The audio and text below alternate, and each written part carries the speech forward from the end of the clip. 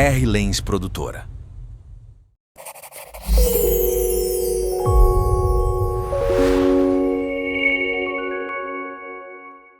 Bom dia, boa tarde, boa noite. Eu sou a missionária Cleide. Estou aqui mais uma vez com vocês no programa Nova Mulher, que vai às 7 da manhã, gente, todas as quartas-feiras. Que alegria para mim estar com vocês novamente. E mais uma vez, com uma história impactante.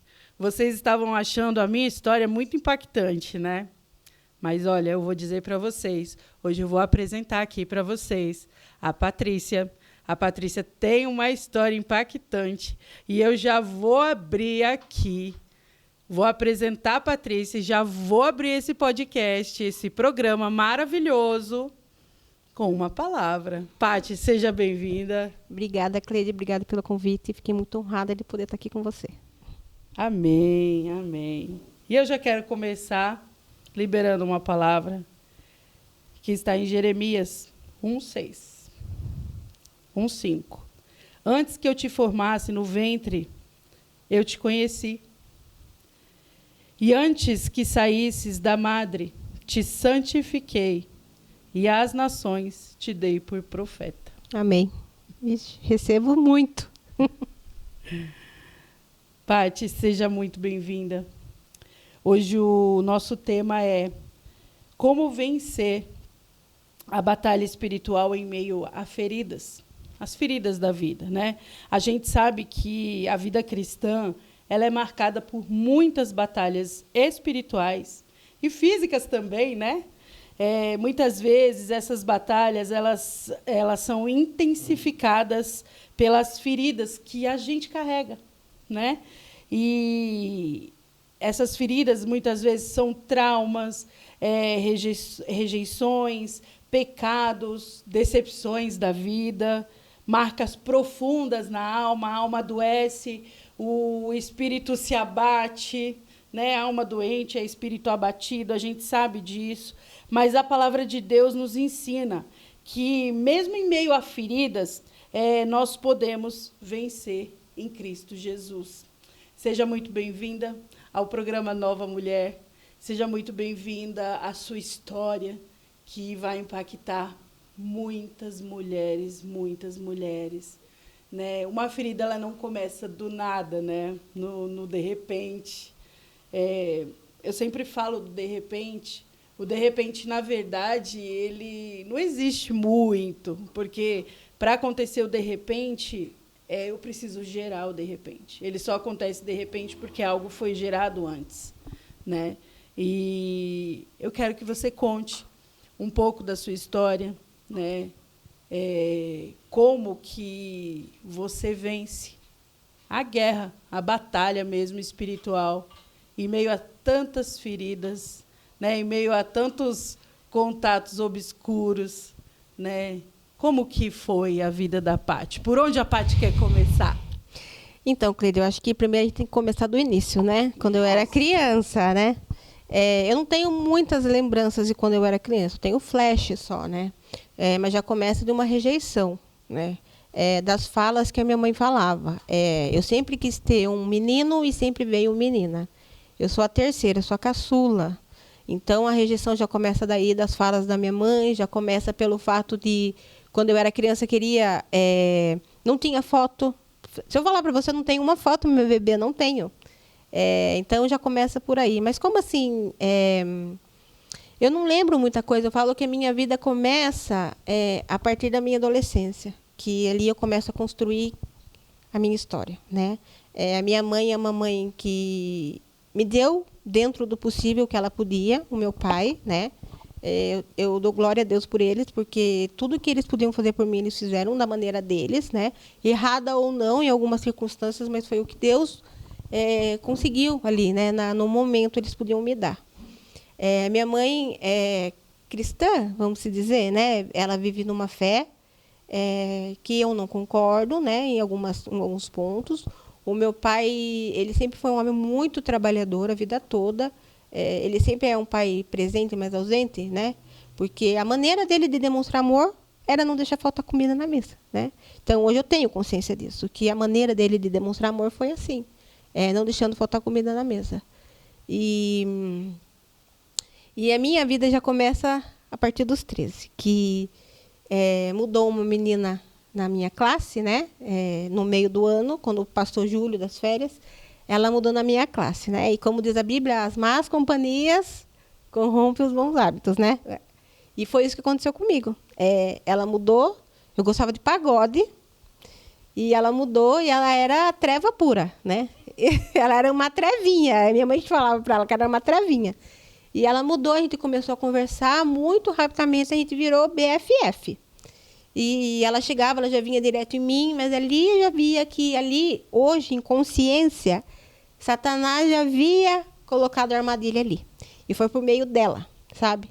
E a gente começou a conversar e um dia veio o convite. E ela falou para mim assim que ela gostava de rock. E que ia ter um show e que ela queria que eu fosse, um festival, e ela queria que eu fosse com bandas locais mesmo. E eu falei para ela, falei, nossa, mas eu não gosto disso, né? Ela falou, não, você vai gostar. No começo você vai achar meio estranho, mas depois você vai se adaptar, falou para mim. E eu, como ela estava me propondo aquilo, ela falou assim, eu já fui com você uma vez, a gente veio com você na sua casa, porque eu não tinha costume de sair de casa. Nunca tive, minha mãe nunca deixou.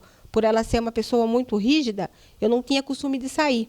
Para mim poder sair com ela, já começou a primeira arma de Satanás. Mentira. Eu comecei pela mentira. Eu falo que ali foi a primeira brecha. Foi a mentira. Aí eu falei para minha mãe que eu ia na casa dela e que a gente ia dormir lá, que eu ia dormir lá. Aí minha mãe também nunca deixou eu dormir. Daí ela falou assim, não, então você vai na casa dela e você volta à noite. Eu falei, então tá bom, eu volto à noite. E a gente foi. Nesse show, era em Tatuí mesmo, né? A gente foi. Aí, chegando lá, para mim foi um show de horror. À primeira vista, sabe? Que eu cheguei, eu tinha 13 anos. Então, assim, eu nunca tinha entrado num ambiente daquele. Um ambiente onde as pessoas usavam droga, assim, na frente da gente, bêbada, sabe? Então, assim, à primeira vista foi horrível. E eu lembro que eu cheguei em casa e falei, nossa, eu não consigo ir mais. Porque é muito feio. Era uma visão do mundo que eu não tinha. Porque eu vivia só dentro de casa. Então, ali eu comecei a ver como era o mundo, ao outro lado do mundo. Aí eu fui na escola, falei para ela que eu não ia mais. Aí, na quinta-feira, ela virou e falou assim para mim, vamos num bar que tem na praça, tal. A gente só vai ficar na frente, não precisa entrar, se você não quiser. E, mais uma vez, Satanás ofereceu um banquete. Armadilha. A armadilha. E, mais uma vez, eu fui lá, falei para minha mãe que eu ia fazer outra coisa, que não era no bar, eu ia fazer outra coisa, e eu fui. Só que na segunda vez que eu fui nesse bar, Satanás, ele viu que a primeira tentativa ele não conseguiu porque eu fiquei assustada. Então, ele tentou com uma coisa que ia me afetar, que eram os olhares de aceitação. Então, eu lembro que a segunda vez que eu entrei naquele ambiente foi como se eu tivesse sido aceita. Porque as pessoas vieram conversar comigo, como eu era importante ali, que eles estavam felizes de me ver ali de volta. Eu fiz amizades, sabe? Pessoas assim que eu achava que eu nunca ia conseguir conversar, pessoas dentro mesmo que eram altas, sabe? E eu lembro que eu voltei para casa anestesiada, feliz. Meu Deus, eu fui aceita, eu achei o meu lugar, porque é ali que eu preciso estar. E eu lembro que na segunda, a gente foi para a escola, eu falei para ela, eu falei, nossa, amiga, eu gostei, acho que eu vou começar a ir mais. Ela falou assim, então você precisa começar a escutar as músicas, porque a gente precisa viver. E ela começou a me emprestar CD.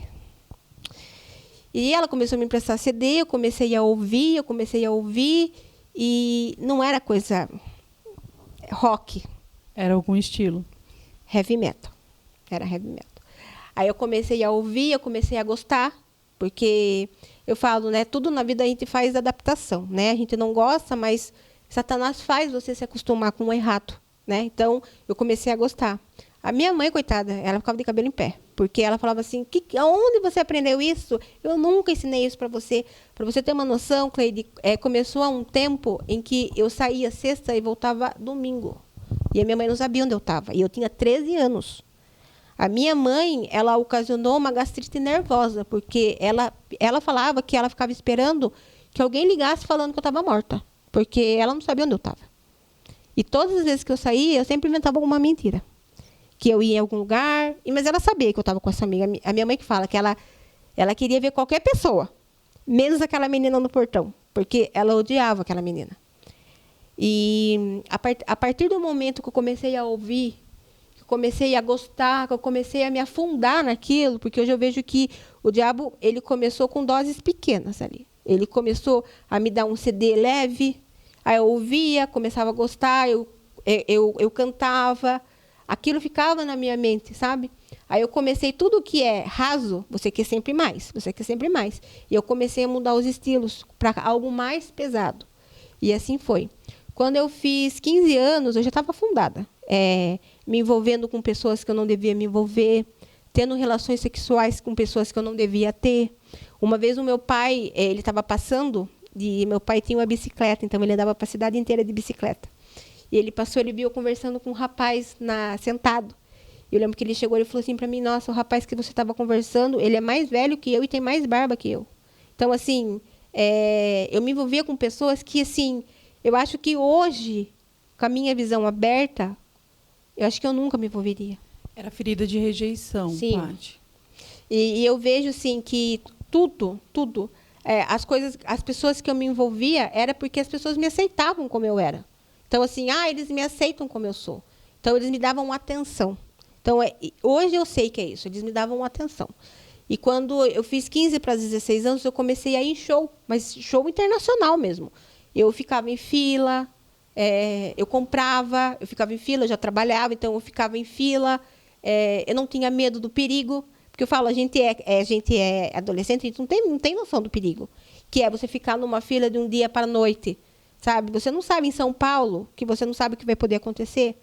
E eu ficava. E eu lembro que um desses shows que eu fui, teve um pacto lá de sangue, né? Teve um derramamento de sangue, que no dia seguinte, quando eu cheguei em casa, foi o meu primeiro contato com o mundo espiritual.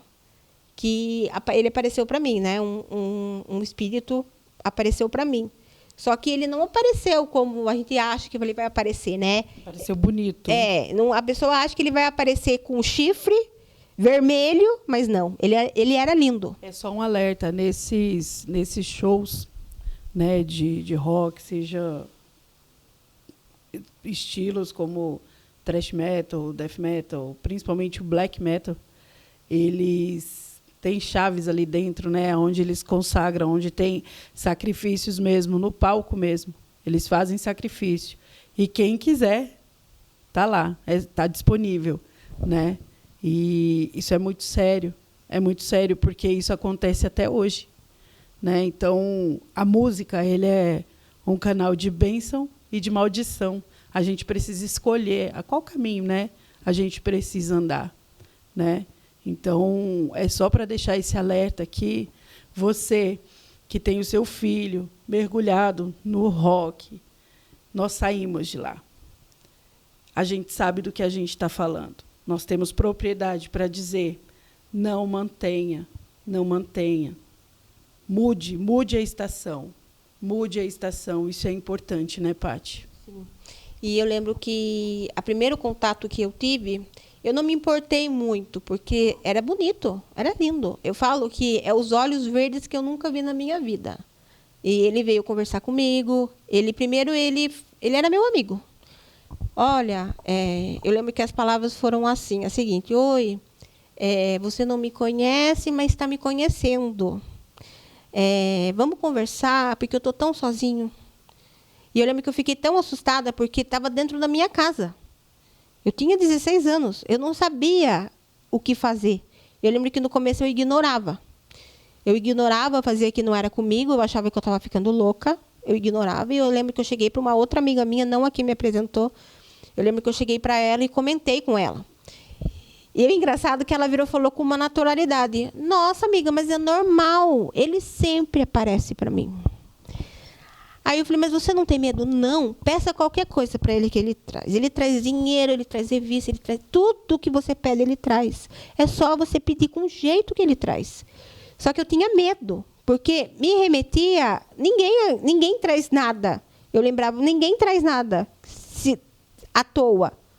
Eu lembro que eu falei, não vou pedir nada, vou fazer de conta que eu não estou ouvindo. Ela falou, você vai ter que falar com ele uma hora, porque ele vai ficar falando com você até você responder. E eu lembro que ele ficou ali, muito tempo eu ignorando. Só que, a partir do momento que eu não falava, começou a aparecer outros. Apareceu vários. Teve uma vez que eu cheguei em casa, tinha vários, acho que tinha uns 5, mas eles conversavam entre eles. E outras línguas. Então, cada um falava uma língua. Então, eles ficavam falando ali e acabava me atormentando, sabe? Aquele monte de gente falando. E eu lembro que a primeira frase que eu falei para eles, eu falava, parem quieto, eu não consigo me ouvir vocês falando. Aí um deles começou a dirigir a palavra comigo e eu comecei a conversar. Porque não era tão ruim assim, conversar. Como foi essa conversa? E eu lembro que a primeira conversa que eu tive, eles falaram para mim o que era muito bonito, que eu acredito que seja Satanás. Porque era muito lindo. Ele falou para mim, agora você decidiu falar comigo? Daí eu falei, o que você quer? Ele falou assim, peça o que você quiser que eu te dou. Aí eu falei, vou pensar. Só que nesse vou pensar, ele acabou me apavorando, porque eu saía de casa, ele saía atrás. Aonde eu ia, eu via ele. Às vezes ele não estava perto, mas eu olhava assim de relance, igual uma praça. Ele estava sentado, ele fazia assim, ó. Tô aqui. Tô aqui. Entendeu? Tô aqui. Chegou um ponto que eu fiquei tão assim, apavorada, tão assim, o que eles querem comigo? Que eu fui e contei para minha mãe. Eu contei para minha mãe o que tinha acontecido, o que estava acontecendo. Contei chorando, porque eu estava muito nervosa. Daí minha mãe falou que ia tentar me levar na onde ela ia. Só que eles não acreditam muito, sabe, em espíritos, essas coisas. E eu lembro que a pessoa que tentou me ajudar falou para mim que eu devia estar com algum peso na consciência e que era isso, que eles não existiam. E que eu tinha que buscar mais a Deus, que não era nada. Aí me faz remeter ao seguinte, antigamente os sanatórios eram cheios. E às vezes as pessoas não fazem noção que ali é espiritual, né? As pessoas não acreditavam nisso.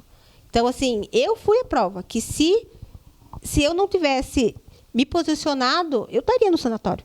Porque eu seria a estatística de uma pessoa louca, na adolescência. E eu lembro que, nesse dia que eu cheguei em casa, eu falei, vou acabar com tudo. Eu gostava muito, Cleide, de horóscopo. Muito, muito, muito. Adorava ver, sabe? Ocultismo. Gostava de revista de rock. Todo mês saía uma. Acho que você lembra, né? Aquelas revistas famosas, né? Saía uma, eu ia, comprava, e lia, e riscava. Fazia simpatia. Nossa, era muito. E eu riscava as revistas, né? E eu lembro que no dia que eu falei assim, eu não quero mais. Porque eu quero que eles vão embora. Eu crendo que era assim, né? Jogar fora e já tchau, né? Eu achando, né? E eu lembro que eu peguei as revistas, a minha mãe falou assim, você vai jogar? Então eu vou te ajudar. Que era o sonho da minha mãe, né? E eu tinha camisetas de banda, né? E eu lembro que eu tinha uma específica que era um anjo caindo do céu do Led Zeppelin. Era um anjo caindo. E esses dias eu estava até pensando, eu falei, como que eu usava isso? Eu usava Satanás no meu peito. E eu peguei as revistas, coloquei tudo num saco de lixo, e minha mãe, uma especial, que era uma caveira arrastando uma corrente em fogo, minha mãe falou assim, eu odeio essa revista, eu vou picar ela em pedacinhos. Nesse dia, a casa da minha mãe é um sobrado.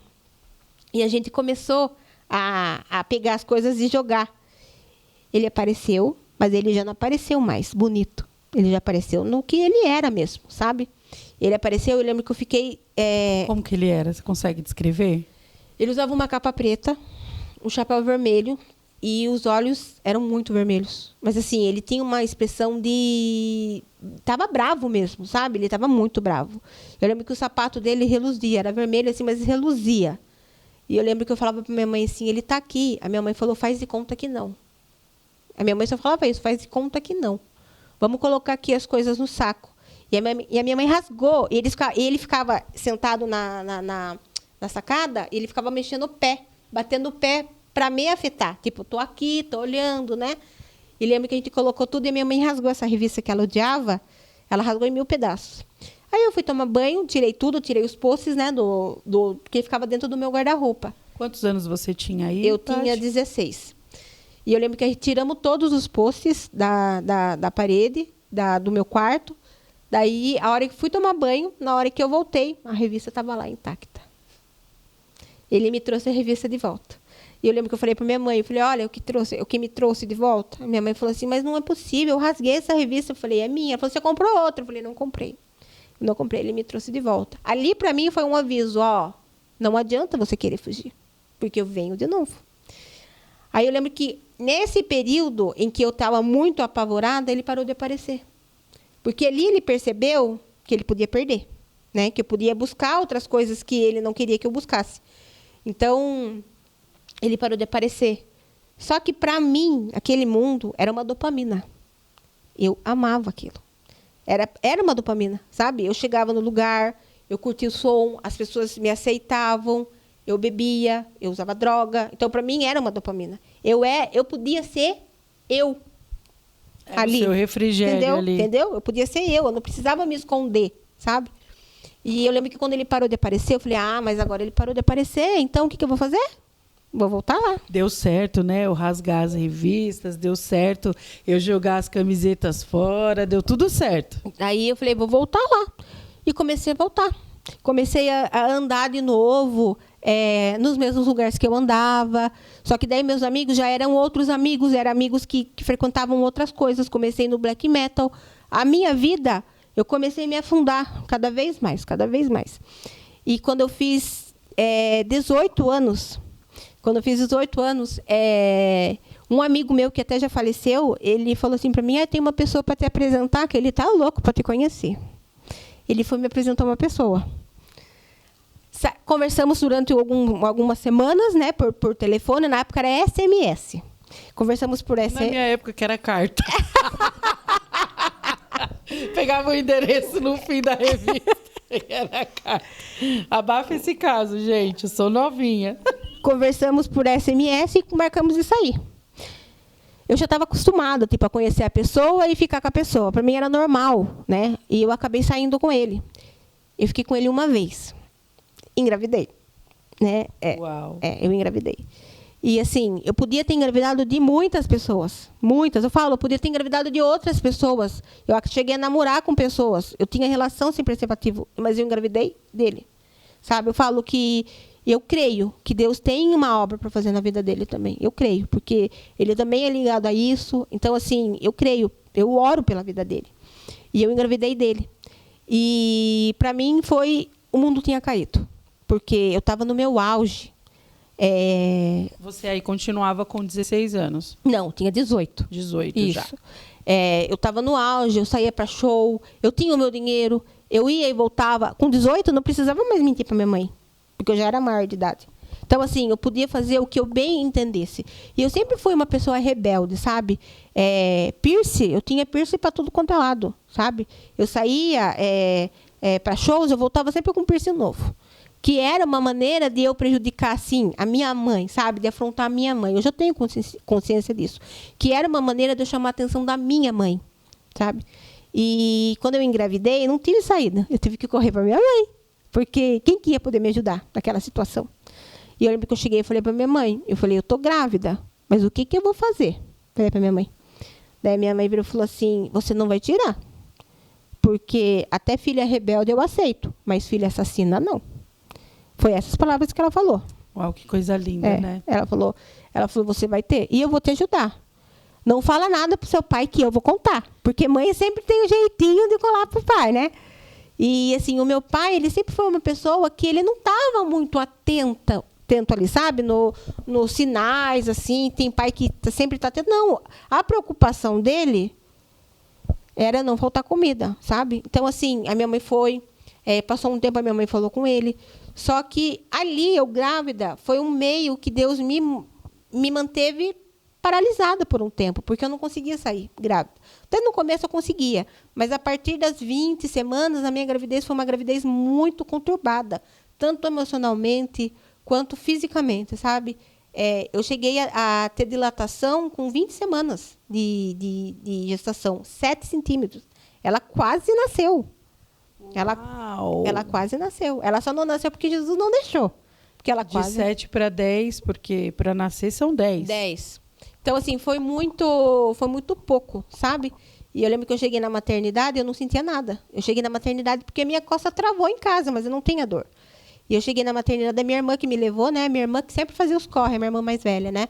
De levar na maternidade e tal. Cheguei na maternidade, o médico falou assim: você está em trabalho de parto. Quantos meses você está? Eu virei e falei assim, tô de 5. Ele, nossa, eu lembro que ele pôs a mão na cabeça. Essa criança não pode nascer, senão vai morrer.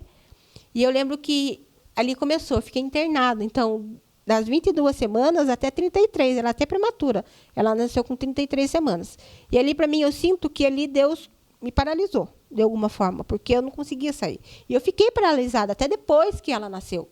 Porque depois que ela nasceu, eu decidi me focar nela, sabe? A poder cuidar dela. Eu tinha as minhas dificuldades porque eu era muito nova. Eu não estava madura para aquilo, mas eu fui obrigada ali a amadurecer ali na raça, sabe? E lembro que ali, quando ela nasceu, ali nasceu uma outra pessoa. Porque ali eu já tinha dó da minha mãe. Ali, eu comecei a ter dó da minha mãe porque eu comecei a sentir na pele, tipo, pensar, meu Deus, se ela fazer o que eu fazia para minha mãe, sabe? Então, assim, eu comecei ali a ter uma outra visão de ser mãe. E ali, o mundo espiritual, ele só estava esperando ali. Eu falo que... Estava em stand-by. Ele estava em stand-by, mas ele sabia que ali existia uma herança. E se eu não rompesse com aquela herança, a minha geração seria a continuação da herança. Você foi gerada dentro da aliança do casamento? Sim, fui.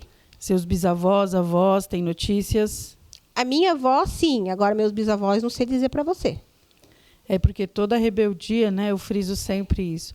Rebeldia, mentira, espírito de morte, tentativa de suicídio, promiscuidade, tá muito relacionado a esse tipo de herança, né? Que é a da bastardia. E é engraçado você falando, entra no sentido da Manu, né? A Manu não foi gerado, né, na aliança do casamento.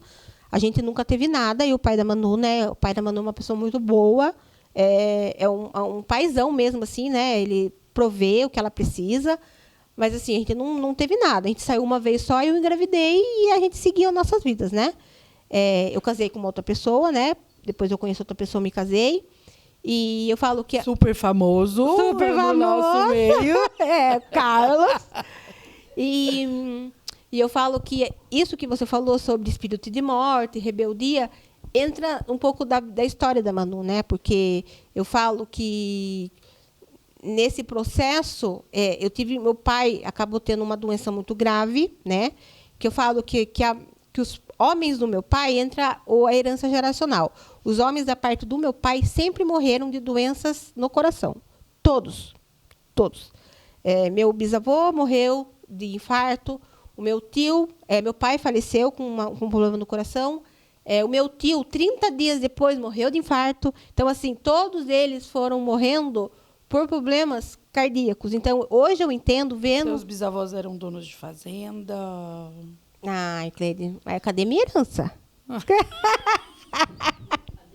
Cadê minha herança, então? Não quero essa herança, não.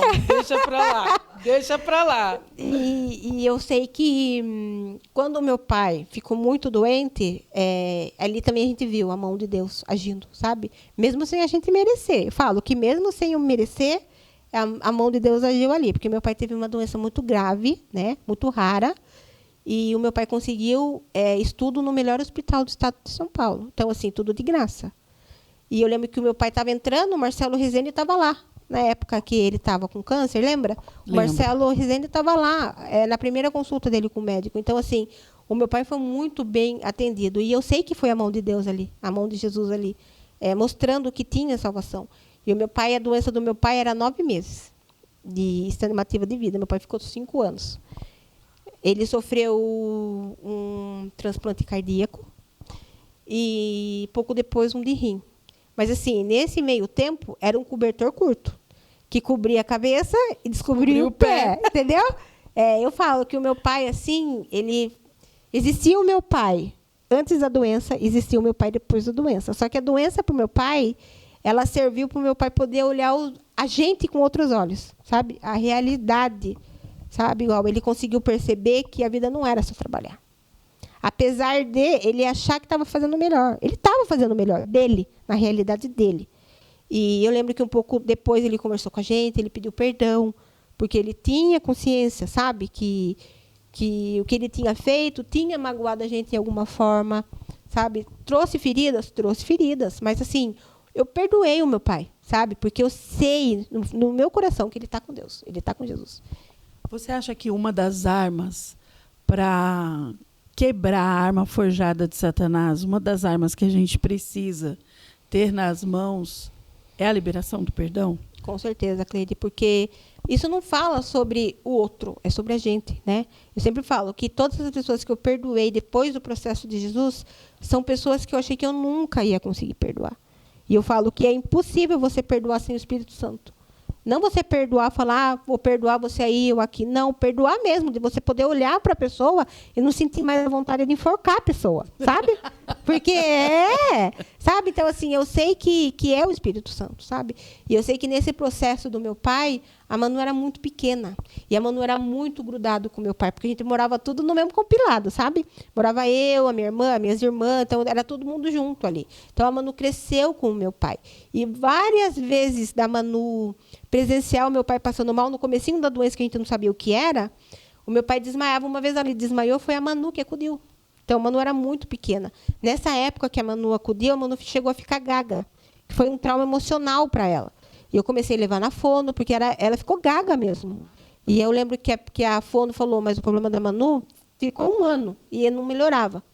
E ela falou para mim, mas Patrícia, eu acho que o problema da Manu não é fono, é psicológico. Ela precisa fazer terapia. E aí a gente começou. Só que daí, nesse processo, meu pai acabou falecendo, né?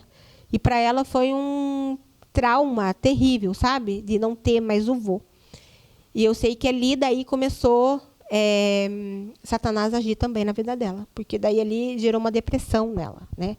Uma depressão muito forte, muito profunda. Ela tinha 8 anos, 8 para 9 anos, mas ela não tinha mais. Eu olhava para ela, não era mais a minha, Manuel. Ela não tinha brilho no olhar, sabe? Era um olhar vazio. E eu lembro que ela só existia. Era essa frase que ela falava, que ela só vivia porque o coração dela batia, mas que ela não queria. Ela sempre falava que o sonho dela era poder morrer para encontrar com o vô dela. Qual que era a idade dela? Ela tinha 8 anos. 8 anos. E eu sei que ali Satanás achou um meio de sugar também as energias dela, sabe? E eu sei que foi nessa fase Cleide, se eu falar para você, a Manu já passou por tanto médico, mas tanto médico, tudo que me falavam que era bom, até hipnose eu fui. Porque falaram para mim que era bom, tudo. Depois renunciou, né? Sim, com certeza. Então, assim... Glória a Deus pela sua vida. Tudo. Era hipnose, tudo que... Assim, eu sei que tem coisas que foi Satanás também que me ofereceu, entendeu?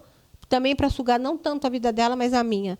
E eu sei que foi tanta coisa. Leva então o médico que é bom. Leva tal médico. É tanto diagnóstico, sabe, que foi dado. Porque existem terapias essas terapias que são sistêmicas, que são, enfim, que vai te curar no profundo, são as sutilezas de Satanás. É a mão purinha dele pesando ali, né?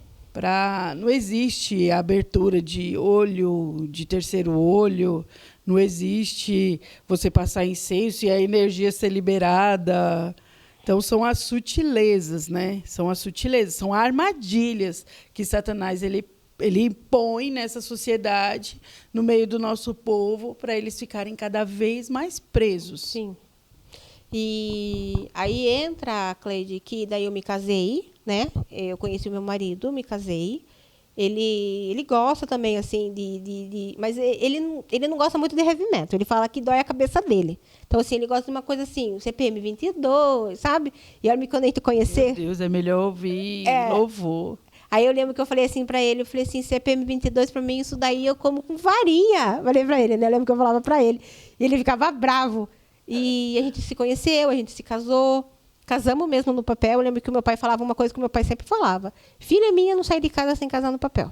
Glória a Deus. Sabe? Então, assim, eu lembro que quando a gente foi casar, eu queria casar porque o meu pai estava vivo ainda. Eu queria casar para o meu pai poder ver pelo menos uma filha casando, né?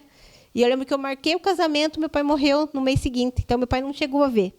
E eu lembro que eu falei assim pro Carlos, a gente vai casar. Não teve, assim, aquela coisa assim, você casar comigo? Não teve. Eu lembro que eu falei pro Carlos, liguei para ele, voltando do serviço, falei, Carlos, a gente vai casar. Ele, como assim? Eu falei, a gente vai casar. Vai, pega seus documentos que a gente vai casar. Aí ele falou assim, não, mas não dá, porque... Eu falei, não, mas a gente vai casar, meu pai está morrendo, a gente tem que casar. Meu pai precisa ver. Depois a gente marcou o casamento. Foi assim, meio que na pressão, sabe? Esses a gente fez casamento. Não foi meio, não, Paty. Foi inteiro esse daí. A gente fez Casados para Sempre, né? Esse ano. E eu lembro que o pastor falou assim, porque quando vocês, no primeiro dia de aula, quando vocês casaram, não teve arma na cabeça. Ele olhou para mim e ele falou, arma na cabeça não, mas teve celular na minha cabeça falando que ia casar. Né? Então, assim, foi obrigado a casar, né? E a gente casou, a gente vive bem, graças a Deus, sabe? Então, assim...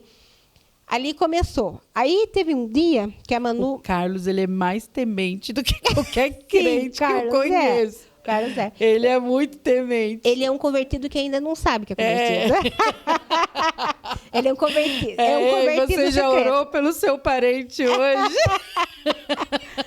E eu sei que nesse processo, a Manu estava muito deprimida, sabe? Nesse processo aí do Carlos e tal. E... Quando a gente casou, como a Manu vivia muito com a minha mãe, um dia ela falou para mim que ela não queria morar comigo. Só que daí entra, Cleide, herança geracional. A minha avó, quando casou, deixou a minha mãe com a avó. Aí o que aconteceu? Eu segui a rota, né? Eu casei, a Manu morou 1 ano comigo. Aí um dia ela falou que ela não queria mais morar, em vez de eu me posicionar, eu falei, não, sou sua mãe, não. Eu falei, então tá bom, vai morar com a sua avó. E ela foi morar com a minha mãe. Só que isso acarretou nela várias coisas. Rejeição. Inconsciente. Ela falando que ela queria era uma coisa, mas o inconsciente dela, falava outra, que eu estava rejeitando ela. Então, isso gerou outros problemas para ela. Daí, nesse meio tempo, ela estava muito deprimida. Eu levava ela em médico e não resolvia. E daí, isso passou o tempo. E nessa saga, sabe? De o que eu fiz de errado? Sabe, o que eu fiz errado. Só que nesse processo, eu me sentia vazia, sabe? Muito vazia. Como se tivesse um buraco dentro de mim que eu precisava ser preenchida. Sempre senti isso. Eu lembro que uma vez eu falei para o Carlos, depois que a gente casou, eu falei para o Carlos, sabe a sensação que eu tenho? Que tem um buraco dentro de mim. Ele falou para mim, você está com depressão. Eu falei assim, não, mas não deve ser depressão. Eu tinha um buraco dentro de mim que não preenchia. Que parecia que nada preenchia ali. Aquele buraco era um oco, sabe? E daí um dia a Manu foi a Manu devia ter uns 10 anos, 10 para 11 anos, a gente foi numa festa junina da escola dela, né? E a gente estava lá, daí teve o convite. Vamos na igreja? Eu estou vendo pela internet, vamos na igreja? Eu lembro que eu cheguei com aquilo na cabeça, né? Eu falei, nossa, será que eu vou? Será que eu vou? Tipo assim, eu tinha asco de religião, Cleide, sempre tive... Por conta das doutrinas, sabe? Que tinham me passado, sabe? O problema não é a religião, o problema é a doutrina, as pessoas dentro, sabe? O que faz aquilo virar tipo lei. Às vezes as pessoas passam por cima até do que está na palavra pela doutrina.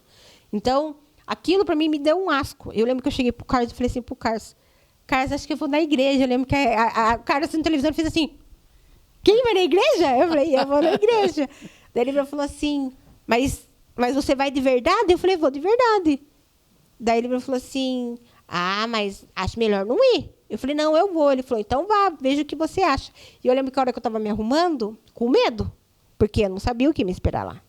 E eu lembro que na hora que eu estava me arrumando, eu cheguei e falei para o Carlos assim, eu falei, Carlos, tem que ser algo muito impactante para eu querer voltar de novo. Daí ele falou assim, eu estava indo pela Manuela. Daí a Manuela super empolgada, que ia na igreja. A gente foi num dia de Santa Ceia, para você ter uma noção. Uau, o senhor já queria uma aliança ali. Foi no dia de Santa Ceia. E eu lembro que eu falei para o Carlos, tem que ser alguma coisa muito impactante para eu saber que eu tenho que ficar lá. E eu fui. Primeiro louvor, eu não sou mais escravo do medo. Eu sou filho de Deus. Aí, tipo assim, a hora que começou, é como se Jesus já estivesse me ministrando. Aí o segundo louvor foi aquele louvor que toda língua confessará ao Senhor.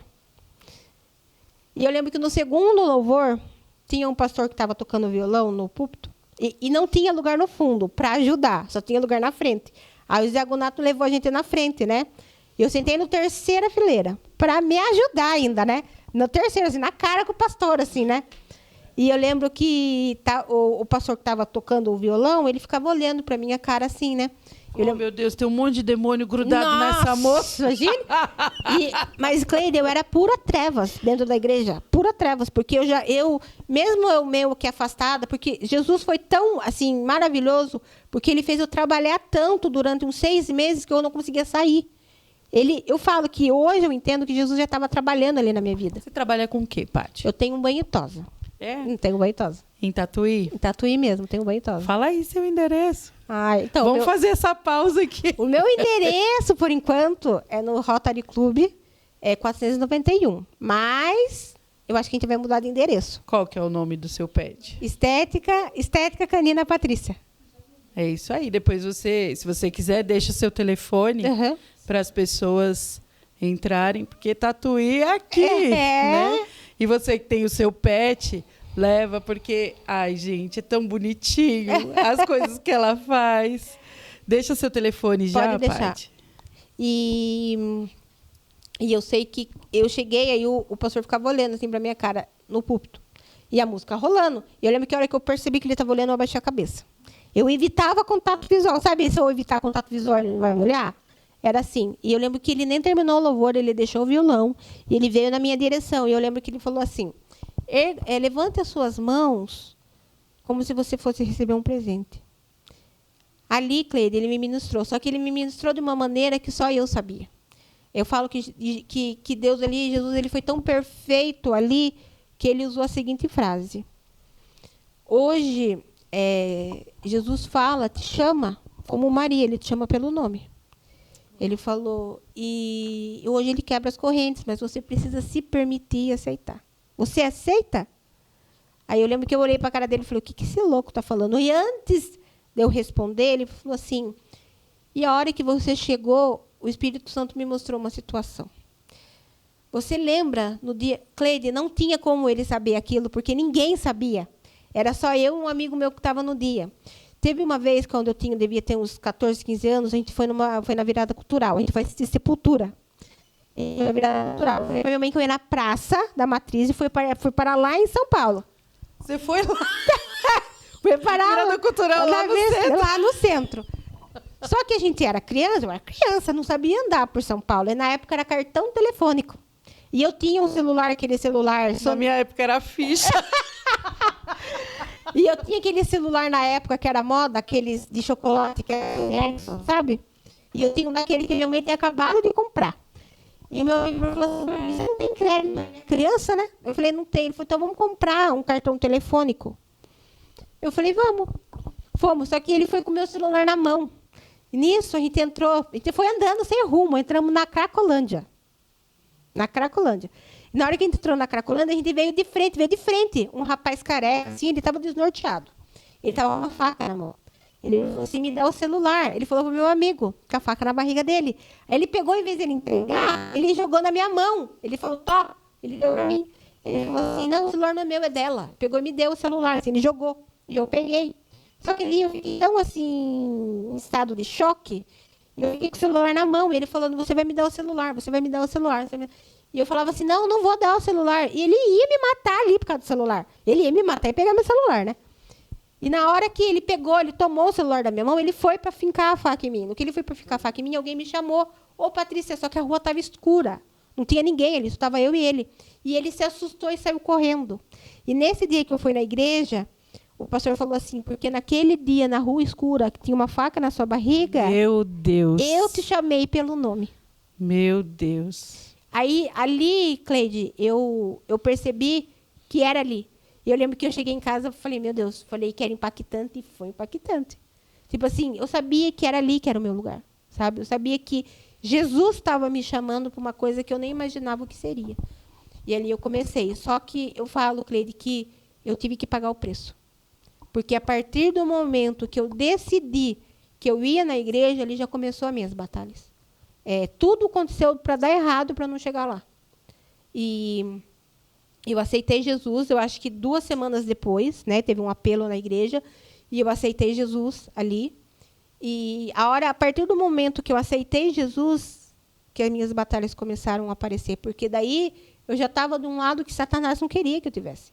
Enquanto eu estava no morno, ele não aparecia mais, mas eu estava no morno, eu estava fazendo as vontades dele. Querendo ou não, eu ainda continuo no mesmo ambiente, sabe? Eu continuo vivendo com as mesmas pessoas. Eu vivia em bar, eu bebia, sabe? Eu já não usava mais droga, mas eu bebia. Então, assim, por quê, né? Sair disso, né? Então, eu vivia no morno ali. Então, ele não precisava mais me apavorar. Mas, a partir do momento que eu decidi me posicionar, Cleide, eu tive que pagar o preço. E o preço foi muito alto. Eu falo que as pessoas falam, né, que quando conhecem Jesus, tem gente que relata, foi 1000 maravilhas. É muito bom, mas você tem que pagar o preço. Porque eu me posicionei. E eu falo que a gente tem que tomar cuidado até com quem a gente pede ajuda para se posicionar. Porque, às vezes, o direcionamento errado também leva a gente para o buraco. Você teve direcionamento errado, Paty? Eu tive, Cleide, porque quando eu comecei a ir na igreja, a mesma pessoa que me deu essa palavra que Deus tinha arrebentado as correntes e tal, ele começou a me discipular, vamos dizer assim, né? Só que ele era muito do lado, ele falava muito de demônio. Então, era uma coisa assim que eu tinha medo, receio, só que acabou me apavorando. E eu lembro que a gente fez uma sessão de libertação. E eu lembro que depois que terminou a sessão de libertação, ele falou para mim assim, olha, toma cuidado, porque agora ele vai aparecer na sua casa, ele vai começar a apavorar você. Só que não era isso que ele precisava falar. Misericórdia, né? Porque como que você vai colocar a pessoa no caminho de libertação, vai fazer um mapeamento, um atendimento em libertação e vai lançar a palavra de maldição para a pessoa, porque isso é palavra de maldição. E eu lembro que eu fiquei assim, eu falava, nossa, vai, só que aquilo entrou na minha mente como uma flecha, sabe? Então, assim, ali também eu vi que Satanás também manipulava a minha mente em questão do medo, sabe? Eu tinha muito medo, Cleide, eu tinha medo de andar na minha casa. Medo é o contrário da fé, né, Paty? Quando você tem medo, você deixa de ter fé, né? E a fé é um dom de ação, é um dom que você ativa para você poder seguir adiante. Por isso que eu falo, a minha fé unida com a sua fé vai resultar no milagre, é uma soma, né? Mas quando você tem o medo, por isso que todo mundo fala que o medo te paralisa, porque o medo é exatamente o contrário da fé. Não tem como ter fé se você tem um medo, Sim. né? E como curar esse medo? Aí entra, porque aí é só Jesus, né? Só o Espírito e Jesus. Eu falo que daí começou, eu tinha medo de entrar na minha casa. Para mim dormir, Cleide.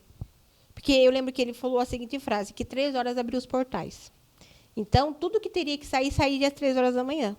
Só que o que acontecia? Às vezes eu não sabia se era o meu medo ali, é franco em falar, eu não sabia se o meu medo era tanto que eu enxergava a coisa ou se estava mesmo, sabe? Porque, às vezes, a mente da gente manipula também, né? Então, assim, eu não sabia dizer o certo, mas, assim, todas as vezes que eu sentia a presença era real, porque não tem como. A gente que segue Jesus, a gente sabe quando tem uma opressão perto de você.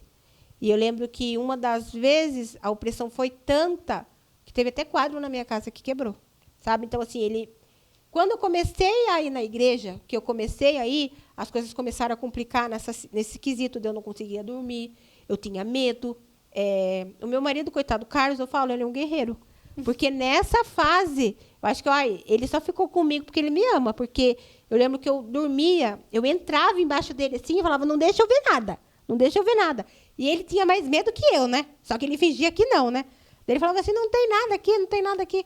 E assim, só que daí nesse momento que eu comecei a me posicionar, eu falei, quer saber? Eu vou me batizar. Falei, já que eu estou indo na igreja, eu vou me batizar. Só que na hora que eu tomei a decisão de me batizar, Cleide, aí a coisa complicou, porque daí eu vi que eu ia ter que pagar o preço mesmo, porque daí não era mais só a minha vida. Era na vida da Lanu que ele atacava, porque ele sabia que a Lanu era o meu ponto fraco. A Lanu ficou muito, muito, muito deprimida nessa fase. Mesmo ela indo na igreja, ela ficou muito deprimida. Aí teve a primeira tentativa de suicídio. Ela tentou o suicídio com remédios. Com quantos anos? Ela tinha 11 anos. Ela tentou a primeira vez o suicídio. 11 para 12, ela tentou o suicídio. E ela tomou os remédios, mas Deus é tão bom, Cleide, mas Ele é tão bom que ela tomou os remédios e foi para a igreja. Ela foi para a igreja. O médico fala que se ela tivesse ficado em casa dormindo, ela tinha morrido dormindo. E ela foi para a igreja. E na hora que ela chegou na igreja, ela começou, acho que ela assustou, né? Porque os remédios começaram a fazer efeito. Ela assustou e ela falava assim, eu não estou sentindo minha mão. Eu falei, como assim? Só que ela estava com uma expressão muito muito ruim, sabe? E ela falou assim, eu não estou sentindo minha mão. Aí eu falava assim para ela, mas o que você fez? A gente foi lá para fora. E eu lembro que na hora que a gente saiu para fora, o pastor Marcelo foi atrás. Só que o Marcelo acho que achou que era possessão, né? Alguma coisa assim do tipo. E ele falava assim, o que está acontecendo? Eu falei, Marcelo, acho que ela tomou remédio para se matar. Aí já foi aquele mover lá fora da igreja, sabe? Para levar no hospital. Né? E Deus é tão maravilhoso que ele preparou tudo certinho. A gente chegou, tinha um médico lá que vai na igreja, ele já colocou a gente lá para dentro da Unimed. Já começaram, só que não dava mais tempo de fazer a lavagem, então ela ficou lá. Os médicos começaram a fazer, né, os procedimentos e ela melhorou. E eu sabia que era uma tentativa do inimigo de me parar. E daí teve de novo, a segunda vez. Uma semana antes do meu batismo, eu tive de novo. Ela teve de novo uma crise muito forte e ela tentou. Só que dessa segunda vez, ela quase foi. Ela chegou com batimento na Santa Casa 34. Ela tentou de que jeito da segunda vez? Com remédio de novo. Com remédio de novo. Daí ela tentou, só que daí nessas vezes que ela tentou, ela ainda morava com a minha mãe, sabe?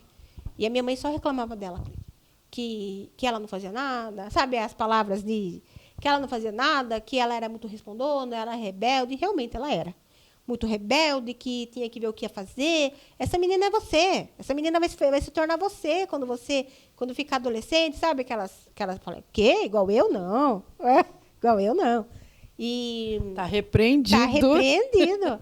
E eu sei que na segunda vez, eu falei, meu Deus, eu não posso me batizar. Eu pensei em não me batizar, Cleide. Eu pensei em ligar para a pastora Sheila, para a pastora Luciana e não me batizar. E eu lembro que a minha irmã falou para mim assim, haja o que ia acontecer, você vai se batizar. Ela falou para mim, você vai se batizar. Se a Manuela estiver no hospital no dia do batismo, eu vou ficar com ela aqui e você vai se batizar.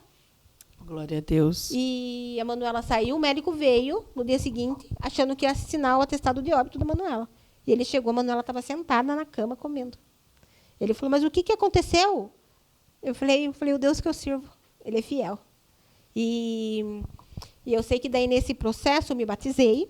E eu sei que assim, o ponto-chave da minha vida com Jesus não foi na parte que eu me batizei. Porque na parte que eu me batizei, eu sabia que ali o inimigo nunca mais ia colocar a mão em mim. Porque ali, Cleide, nesse período, eu tinha muita opressão, sabe? De você acordar de madrugada com alguma coisa sufocando você, paralisia do sono, sabe? Tinha muito. Eu sei que uma das coisas que depois que eu me batizei, eu lembro que eu cheguei para o Carlos e eu falei, ele nunca mais vai tocar em mim. Porque eu sei que Jesus nunca mais vai deixar. Quando você tinha, Paty, a paralisia do sono, me fala um pouquinho, como era isso? Como que te pegava? O que você via? O que você sentia? Olha, Cleide, no começo era bem leve, sabe? Era coisa assim de segundos. Né? Você acordar, eu acordava ou com alguém segurando as minhas mãos, ou assim, o meu corpo eu não conseguia me mexer. Só que conforme foi passando, as coisas foram intensificando. Quando eu comecei na igreja, aí já era assim, opressões assim que demoravam para passar, né? Você entendia que isso era espiritual? Sabia.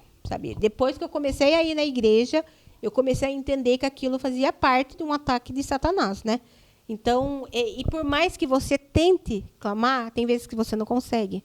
Então, aí, eu lembro que uma das vezes que aconteceu, foi um pouco antes de eu me batizar, foi uma das piores que eu tive, que demorou muito para passar. Que eu estava com a Manu no quarto, e a Manu, naquela noite, a Manu não conseguia dormir. E ela já tinha que a Manu tomava remédio, muitos remédios, né? Então, naquele dia, ela tinha tomado um remédio e ela ficava roletando na cama. E ela veio e falou para mim assim, dorme comigo na cama, tal. Daí eu falei assim, durmo. Daí eu fui deitar com ela. E eu não estava dormindo. Era tipo 3, 4 horas da manhã e ela não dormia. E ela virou e ela cochilou. E eu lembro que eu falei, graças a Deus, ela dormiu. No que eu falei, já senti me arrepiar.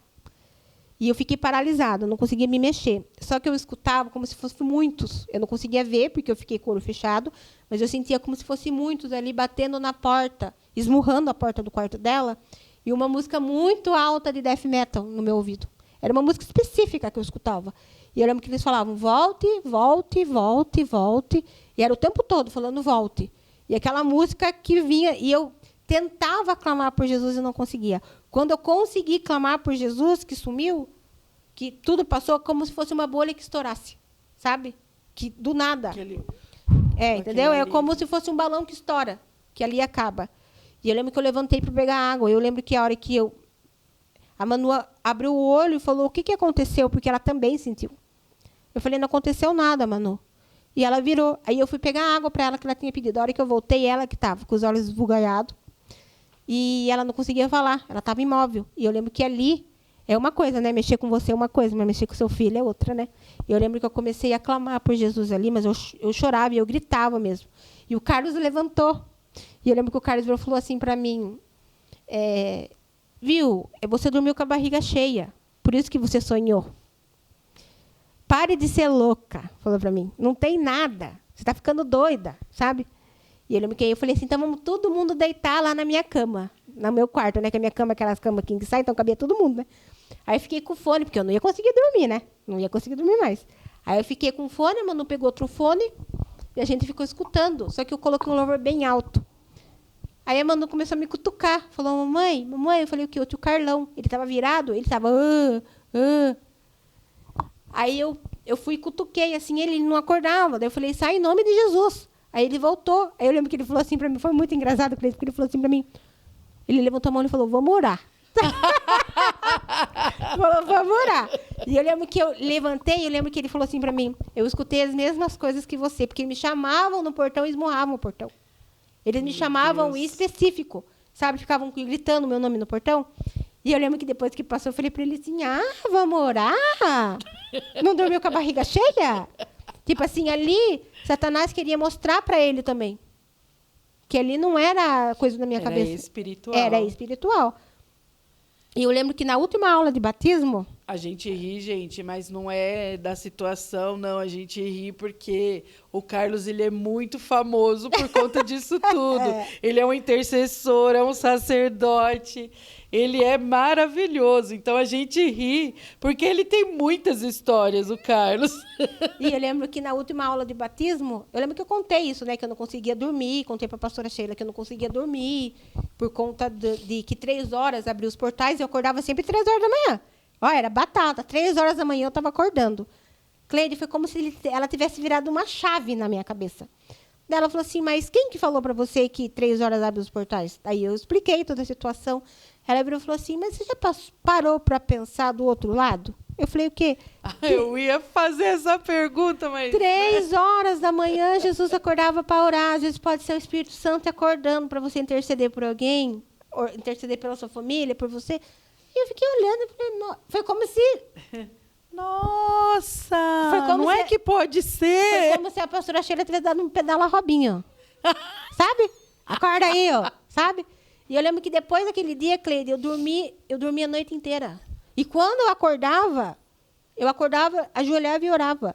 Eu nunca mais tive medo. Por isso que eu falo que a importância das pessoas ministrarem na vida de outras pessoas da maneira certa. Porque, às vezes, uma ministração errada que pode causar medo. Em vez de você ajudar a pessoa, você pode atrapalhar a pessoa. Então, ali, a partir dali, daquela ministração na minha vida, eu vi que ali tudo começou a mudar. Porque ali o medo já não me dominava mais, sabe? Mas, assim, eu ainda tinha medo de ver, né? De enxergar, porque era uma coisa que me apavorava, de ter aquela visão aberta, sabe? E eu sei que, assim, para mim ali, a chave de tudo aquilo foi quando eu fui no encontro com Deus, face a face. Que eu sei que a mulher que ainda não fez tem que fazer, sabe? Porque... Como que é esse face a face? Conta pra gente. É um grupo de mulheres que vão para um tratamento espiritual bem intenso, sabe? Então, assim, tem uma vez por ano, né, na PIB de Tatuí. Então, se alguém quiser, né, entrar em contato com a pastora. Onde que fica a PIB de Tatuí? Estélio Machado Loureiro, 207, Tatuí. Eita, essa mulher é afiada. E eu sei que a hora que eu foi ministrado uma palavra em específica. Deus falou ali comigo, né, que a Manu ainda morava com a minha mãe nessa época, que ele tinha me dado a Manu para mim. Né? Eu não podia delegar ela para outra pessoa. A vida dela era minha responsabilidade. Né? Então, ali, Deus me chamava para quebrar o ciclo. Né? Então, ali eu entendi que Deus estava me chamando mesmo para romper aquela herança maldita. Sabe? Então, eu lembro que eu cheguei no outro dia com tantas reclamações, sabe, da Manu, que minha mãe sempre reclamava. E eu falei, não, ela vai embora comigo. Foi contra a vontade dela. Foi. Ela não queria. Foi contra a vontade dela. E ela ficou comigo. tive que fazer o trabalho de reconstruir. Foi isso. O nosso relacionamento, eu tive que reconstruir todos os dias. Porque Satanás tinha destruído o nosso relacionamento. Eu tive que reconstruir assim como Jesus me reconstruía todos os dias, sabe? Então, esse processo que a gente teve de reconstrução de relacionamento foi um processo difícil, porque ela ainda está, né, nesse processo de adolescência. Então, é um processo chato por conta dos hormônios. A Manu tem que idade? A Manu tem 13. Então, assim, nesse processo foi difícil, sabe? Então, assim, ela voltou a morar comigo. A gente teve que fazer outras adaptações, tanto ela em estudar, no meu trabalho, a nossa rotina mudou.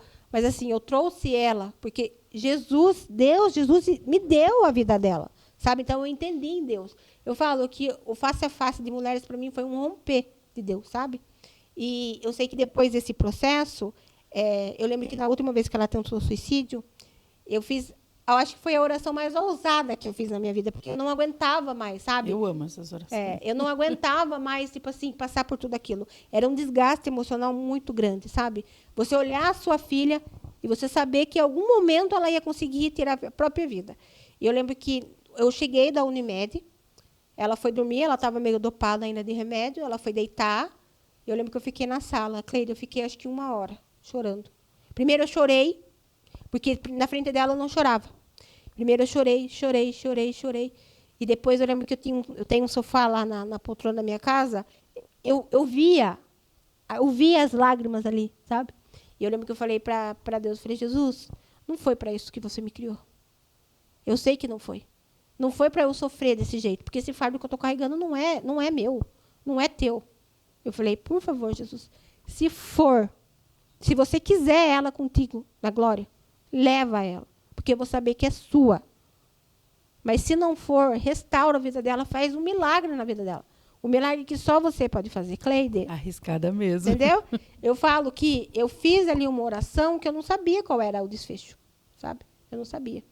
E eu lembro que nesse meio tempo, quando ela saía com o pai, ela voltava com a cabeça meio zureta, né? Daí um dia ela chegou falando que Deus não existia. E ela já ia na igreja. Deus não existe. Deus não existe. Aí um dia, para tentar ministrar ela de uma maneira certa, eu falava assim, Manu, todo mundo pode duvidar. Falei, todo mundo um dia na vida duvidou. Aconteceu alguma coisa errada e duvidou. Falei, mas quando a gente tem dúvida de alguma coisa, o que a gente faz? Ela falou, pergunta. Falei, pede para Deus um sinal. Para Ele te mostrar. Que Ele vai te mostrar. Da mesma maneira que Ele mostrou para mim que Ele existe, Ele vai mostrar para você. Então, eu vou fazer aqui, toda audaciosa, né? Deus. Se vocês estavam indo... aqui, ó. A gente indo para psicóloga. Jovem, sendo jovem. A gente indo para psicóloga. Era numa sexta-feira, a gente estava indo para psicóloga. Ela não tinha nada, Cleide. Ela virou e falou assim, vou fazer aqui agora, andando e falando. Deus, se você existe mesmo, faz alguma coisa aqui no meu corpo, ó. Aí eu vou saber que você existe. A gente foi na psicóloga, eu falei, Manu, você tem noção do que você pediu? Ela virou e falou assim, tenho. Não vai acontecer nada. Aí ela falou para mim que a Bíblia era um livro idiota. Ela falou para mim. Aí a gente foi, aí a hora que a gente estava voltando, ela falou, eu quero comer pizza. Eu falei, então tá bom, vamos comer pizza. Começou a comer pizza, começou com cólica. Eu tô com cólica. Daí eu falei assim, ela vai tomar um remédio e vai deitar. Ela foi e deitou. Ela acabou tomando os remédios e acabou dormindo. A hora que eu fui tomar banho, Cleide, essa menina berrava. Ela acordou assim, ela berrava, gritava. No mesmo dia. Ela gritava de dor na barriga. Eu falava, Manu, o que está acontecendo? Eu não sei, mas está doendo muito minha barriga. Levei ela às pressas no hospital. A mãe, né? A mãe. Levei ela às pressas no hospital. Eu cheguei lá no hospital. Aí, na hora que a gente estava esperando o atendimento, ela gritava de dor dela, olhava para o céu. Eu sei que você existe, Deus. Para essa dor. Eu sei que você existe. Aí que eu lembrei. Olha aí, a fé sendo ativada. Entendeu? Aí eu lembrei da oração, porque até então eu tinha esquecido. Você falou, meu Deus, agora minha filha vai morrer. Entendeu? Eu lembrei da minha, meu né? Deus. Eu lembrei da minha oração, né? Não Sim. lembrei da dela. Daí ela falou, Deus, eu sei que você existe, não precisa mexer. Aí, a hora que a médica veio atender, falou, mãe, como que chama? Apendicite. Mas o jeito que tá aqui, devia estar meses doendo. Eu falei, não tinha nada. Ela comeu agora. Comeu agora, então vai ter que esperar para poder operar. Porque tinha acabado de comer pizza ainda. Ficou internada. Ficou internada. Ela ficou lá, né? Tomando medicação e tal. Aí eu olhei para a cara dela e falei, e aí, Manu? Nossa, nunca mais vou falar que ele não existe. Eu falei, tá vendo, Manu? Só que assim, Deus é fiel, né? Eu sabia que ela ia sair de lá com vida. Foi só um aviso para ela, né? E eu falo que depois daquilo, Cleide, Deus restaurou a vida dela. De uma maneira que só Ele podia restaurar, sabe? Só Ele podia restaurar. Atualmente, ela canta no louvor da igreja. Então, assim, Ele fez um milagre na vida dela, Cleide. Ele devolveu para ela a vida. E eu sei que Ele tem projetos na vida dela. Ele já me prometeu que ela vai conseguir trazer pessoas no ambiente dela, tanto da escola, o próprio pai. Eu creio que a restauração da vida do pai dela vai ser por meio dela, sabe? Então, assim, a Manu, ela tem vivido os melhores dias da vida dela. Podemos contar aquela história? Agora eu já falei. Qual? A história, gente, Deus, ele une os propósitos primeiro, depois ele vem apresentando as pessoas, né? E quando eu conheci a Patrícia, foi no meio de uma turbulência, Sim, né? foi mesmo. E glória a Deus, porque estamos aqui até hoje, ficaremos até Amém. a eternidade. Ninguém mandou me conhecer, vai ser assim. Igual o irmão Rafael, a irmã Jamile, ninguém mandou me conhecer, é daqui para a eternidade agora, né? E eu conheci você no meio de uma turbulência ali, e aí começamos a trocar histórias. Aí você falava...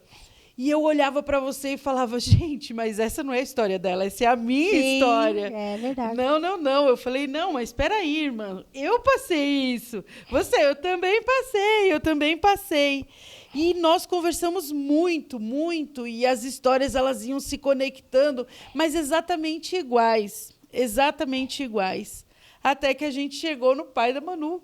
Sim, verdade. Né? Uhum. A gente chegou no pai da Manu, e o pai da Manu, ele tem uma banda, né? E eu falei, eu ia nos shows dessa banda. Eu não acredito que eu ia nos shows dessa banda, né? E você falou assim, meu Deus, qual que é a possibilidade da gente se conhecer? E você conhecer a filha era guitarrista, né? Guitarrista. Eu falei assim, eu não sei qual que é a possibilidade, mas eu sei que tem um propósito aqui, sim. E eu creio que a Manuela vai ser muito usada, porque hoje você já é usada demais, né? Você é usada e ousada, né? Sim. O Senhor, ele não deixou decreto de frustração nem de derrota para gente. Ele não deixa isso. A única coisa que eu vejo o Senhor assinar, e eu leio todos os dias, isso é decreto de vitória. Amém. Né? Enquanto nós trabalhamos para Ele, com a mão na obra dEle, Ele trabalha pelos nossos. Amém. Ele manda um monte de anjo, e esses anjos, eles ficam conectadíssimos com a gente. E eu tenho certeza que existe hoje uma miríade de anjos em volta da Manu. Amém. Né, para sustentar ela, porque estar no louvor é uma afronta para Satanás. Com certeza. E eu vou colocar a Manu nas minhas orações, porque ela estar no louvor é uma grande novidade para mim, né? E glória a Deus, né? Satanás, ele era um músico e ele ama atacar os levitas. Ele ama atacar os casais. Ele faz isso desde o princípio. Né? E eu estava pensando sobre o pecado de Adão e Eva esses dias, e aí eu brinquei, eu falei, e aí, você já perdoou Adão e Eva hoje, né? E eu estava brincando com isso, porque a gente ouve por aí, Paty, de pessoas que falam, quando eu chegar lá no céu, a Eva vai se ver comigo. Ai, que eu vou fazer isso, vou fazer aquilo. Estamos falando de um tempo de arrependimento, de perdão. Você já perdoou Adão e Eva hoje?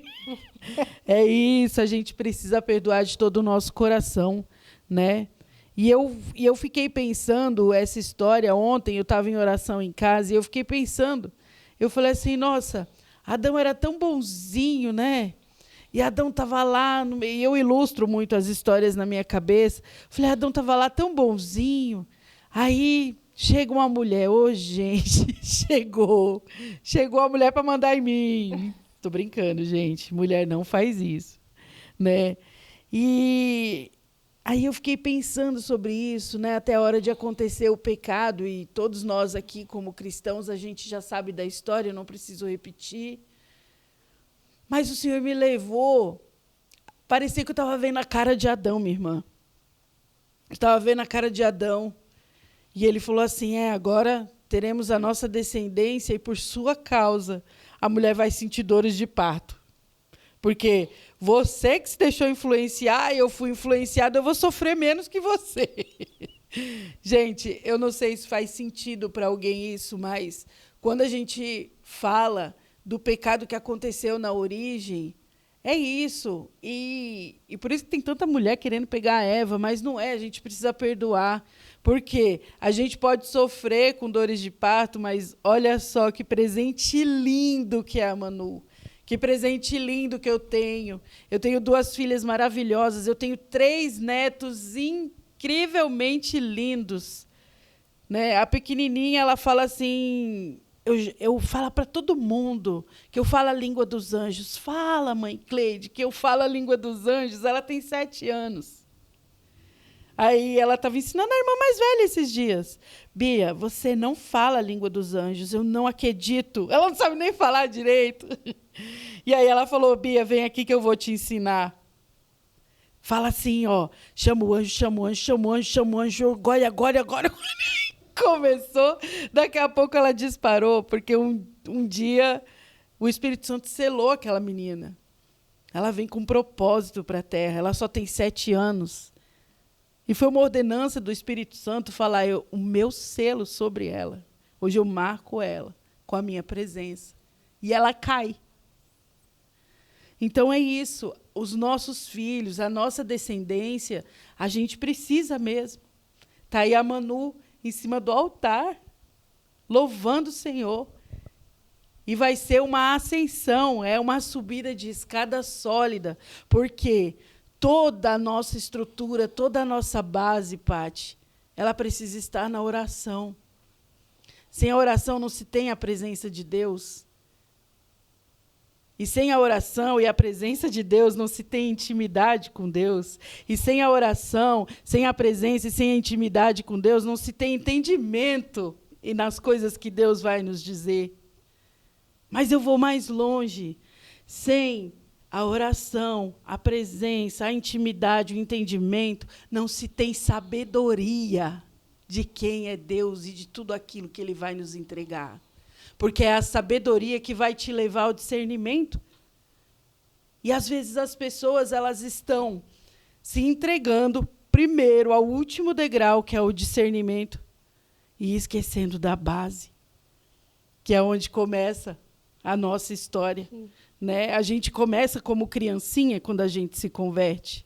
Mas depois que a gente entende a oração, a gente entende a intimidade, a gente entende o entendimento, a gente entende a sabedoria, até chegar no discernimento, são degraus que você precisa construir sólido. São degraus sólidos, porque certamente em algum momento você vai precisar acessar o seu cantinho da oração para entregar para a sua descendência. Sim. Né? Então, a gente precisa ter o nosso coração mesmo nisso, numa maturidade, nem sempre como a gente deseja. Porque a maturidade ela não vai depender da gente querer, ela vai depender do que Deus vai entregar. É o Espírito Santo que faz isso. É o Espírito Santo que vai à frente, a gente vai à frente, eu vou bem atrás, grudadinha, assim, ó, que ele é meu melhor amigo, ele é meu companheiro. Eu só quero andar abraçada nele. E a gente precisa deixar, sabe, impartir isso para os nossos filhos, para a nossa descendência, para quem a gente encontra. Eu não fico com nada para mim. E eu quero deixar isso para você. Amém.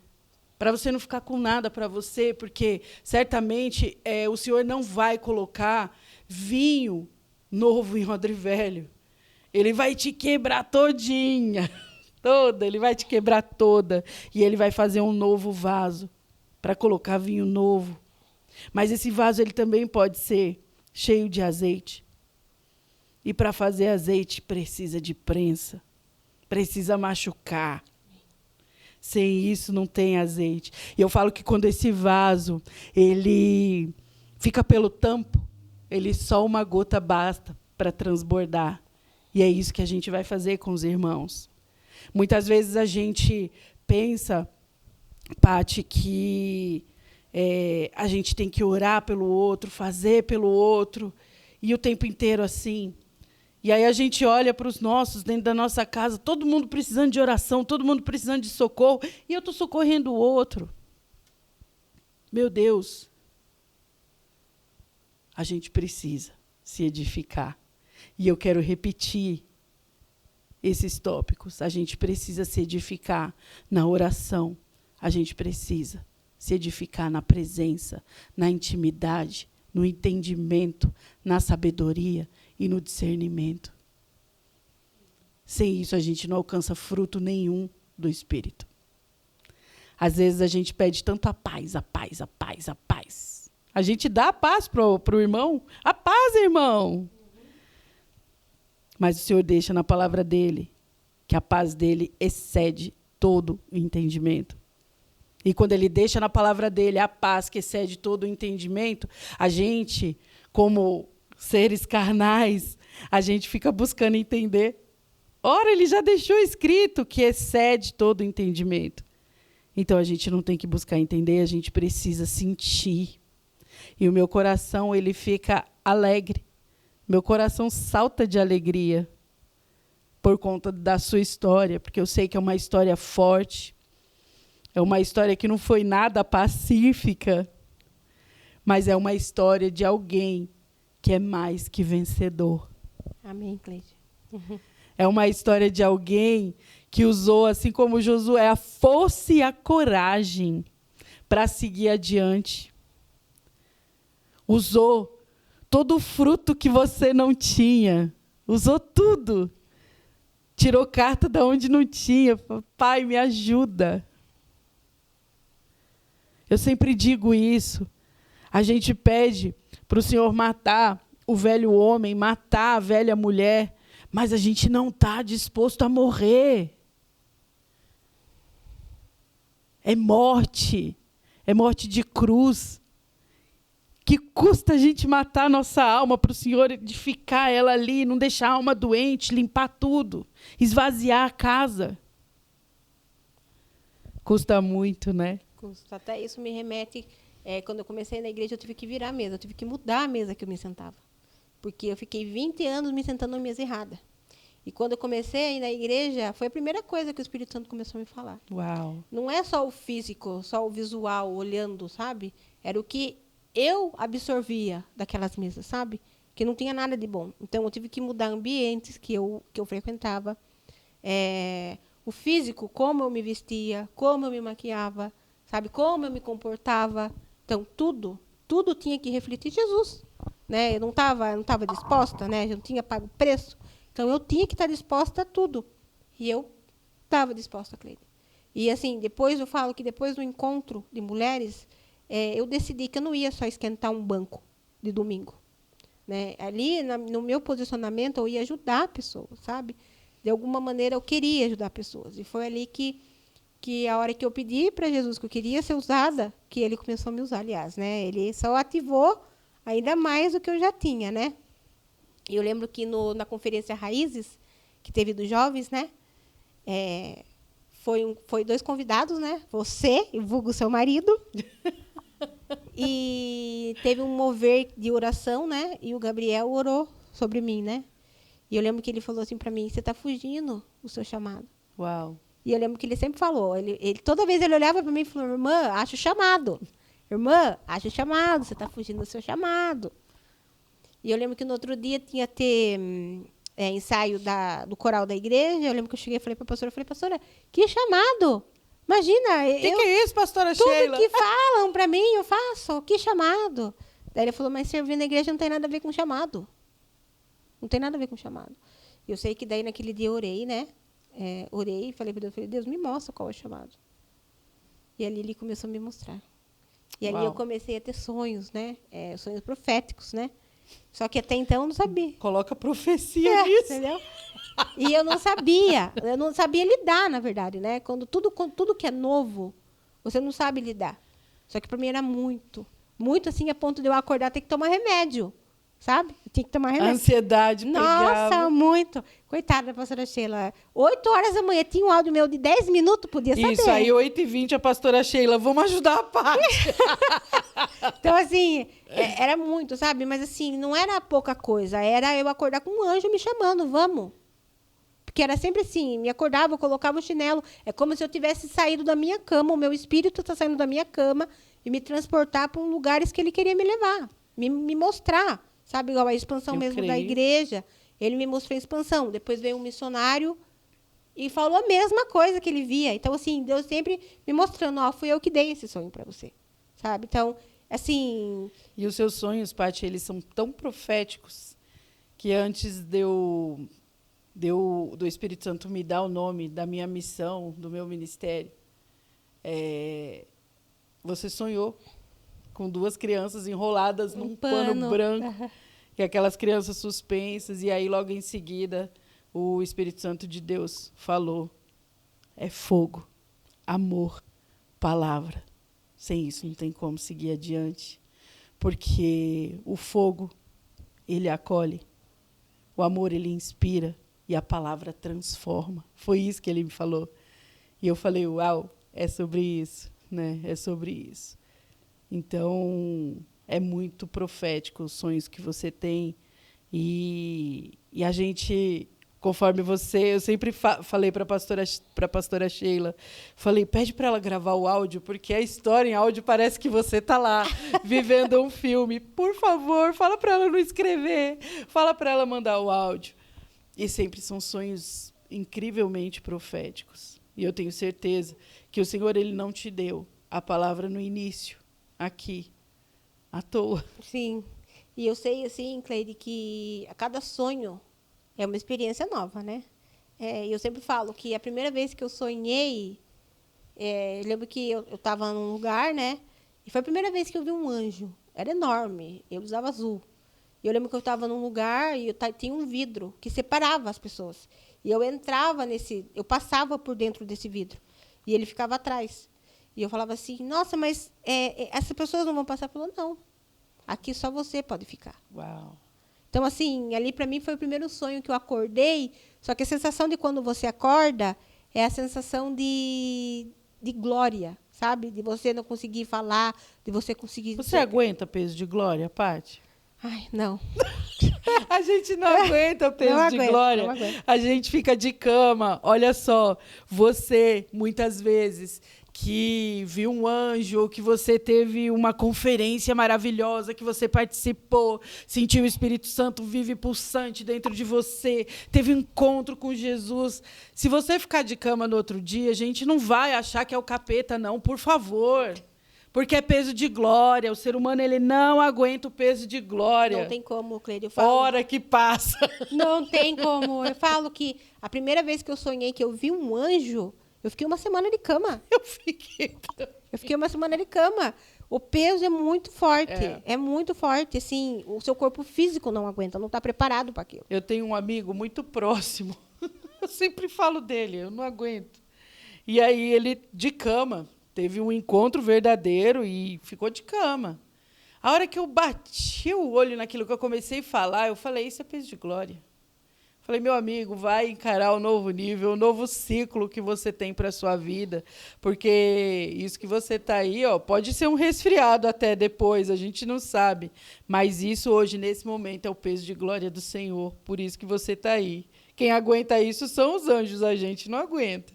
E eu falo, Cleide, que assim, e Jesus é tão perfeito que ele dá para você em porções que você consegue carregar.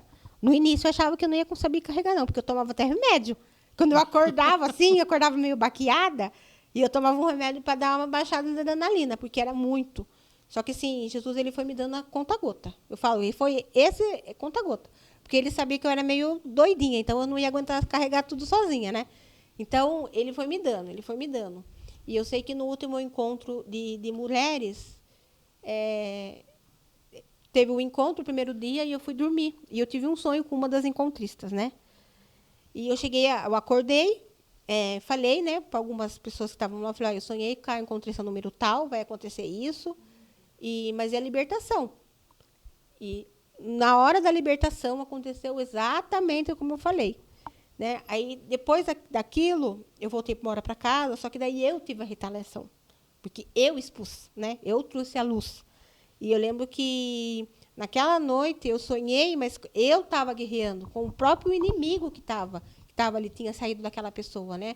E eu lembro que eu fiquei tão apavorada, eu dormi, eu acordei, falei, nossa, tipo assim, eu sonhei com ele ali, tipo, me pressionando, falando, eu vou chamar o outro, ele querendo chamar um outro que era mais potente que ele, né? E eu fiquei apavorada, eu falei, meu Deus do céu, eu estou tendo batalha espiritual, vai aparecer aqui na minha casa, eu tinha medo, muito medo, sabe, assim, desse confronto, sabe? E eu lembro que daí, na outra noite, teve a continuação que ele voltava, mas ele voltava com maior. Só que naquela noite, Cleide, eu falo que eu vi Jesus ali, entendeu? Foi a primeira vez assim que eu falo que Jesus apareceu e assim é uma glória, Cleide, inexplicável. Ele tinha olho de fogo e ele me levantava daquele sonho porque eu ficava coada na parede. Só que eu tinha uma bola em vidro que me protegia, por mais que ele batesse em mim, aquele demônio batesse em mim, ele não me atingia. E foi nessa hora que Jesus entrou no meio e eu conseguia ver nítido os olhos de fogo. E ele falava assim, nunca mais ninguém vai ter de atingir. Então, assim, ali, Cleide, eu percebi a mão de Jesus ali, sabe? E eu lembro que ele falou para mim, você passou de nível. E eu lembro que eu falei para a pastora Sheila, eu falei, pastora, ele falou que eu passei de nível. O que vem? Né? Porque se eu passei de nível, o nível já está assim, imagina o que vem depois. Né? Só que, assim, Cleide, hoje eu entendo que o nível é que Jesus agora me dá os sonhos e eu consigo saber o que é. Porque antes eu ficava matutando o que era. Só que agora não, ele me dá o sonho e eu já acordo na certeza. Por isso que nosso grupo ficou adormecido. Mas compartilha.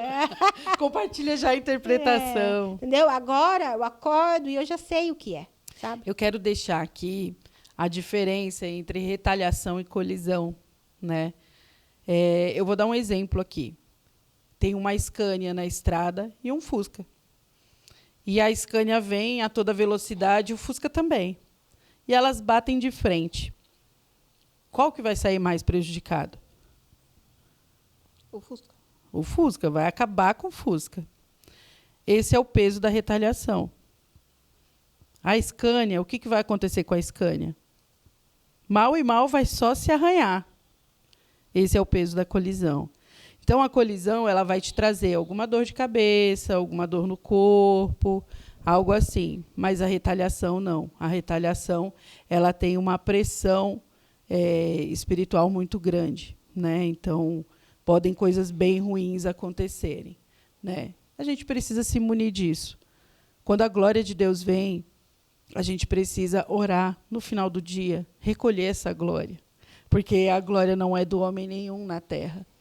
Então, a gente ora para que Deus, essa glória seja devolvida aos pés dele, porque o nosso lugar diante de Deus é aos pés dele. O nosso lugar é diante dele, aos pés dele. É o lugar mais alto que a gente precisa estar, né?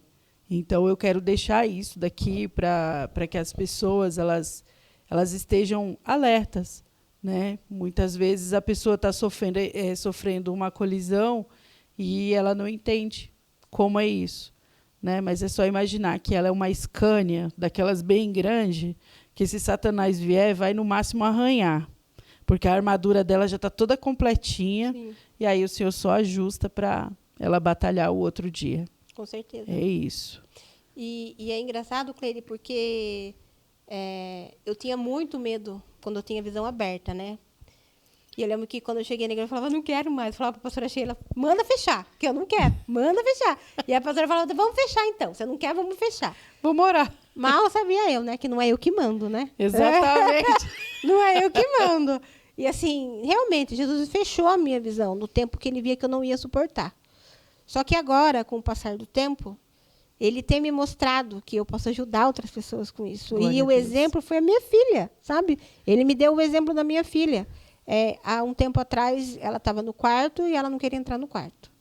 Aí eu falei para ela assim, por que você não quer entrar no quarto? Ela estava apavorada dentro do quarto, porque ela não sabia o que fazer. Só que ali, Cleide, eu me vi ali, naquele cenário, porque ela estava vendo, só que ela não queria ver. Só que para ela não apareceu bonito como apareceu para mim. Já apareceu do jeito que ele é, sabe? E ele ficou sentado na janela. Eu sei que por dentro da minha casa ele não entrou, porque na minha casa ele não entra. Eu sei que ele apareceu, ele veio pela janela. Ele ficou sentado.